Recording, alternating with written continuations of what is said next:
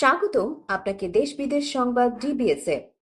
গাজা থেকে ফেরার পর ইসরায়েলের হাজার হাজার সেনা পিটিএসডি সহ নানা মানসিক সমস্যায় ভুগছেন। এমনকি তাদের অনেকেই আত্মহত্যার পথ বেছে নিয়েছেন। এলিরান মিজরাহিকে গত বছর হামাসের বিরুদ্ধে যুদ্ধ করতে তাকে গাজায় পাঠানো হয়। পরে গাজায় যুদ্ধ চললেও সেখান থেকে তাকে ইসরায়েলে ফেরত আনা হয়। পুনরায় গাজায় পাঠানোর আগেই অবসাদে ভুগে আত্মহত্যা করেন তিনি।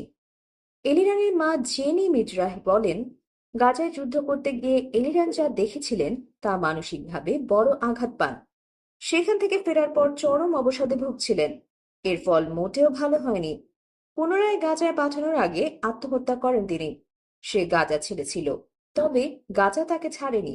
সেই অবসাদে আমার ছেলেটা মারা গেল। এলিরান যে মানসিক সমস্যায় ভুগছিলেন তার নাম post traumatic stress disorder, PTSD.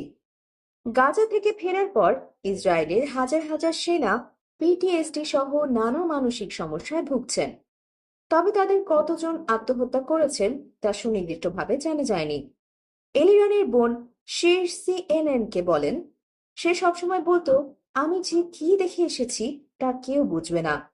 আত্মহত্যা করা এই ইসরায়েলের সেনার মা বলেছিলেন, সে অনেককে মারা যেতে দেখেছে, হয়তো কাউকে হত্যাও করেছে।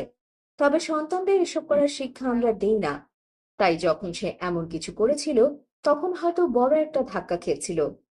গাজায় লড়াই করা ইসরায়েলি সেনারা সিএনএনকে জানিয়েছেন, উপত্যকাটিতে তারা যে ভয়াবহতা দেখেছেন তা বাইরের মানুষ সত্যিকার অর্থে কল্পনাও করতে পারবেন না।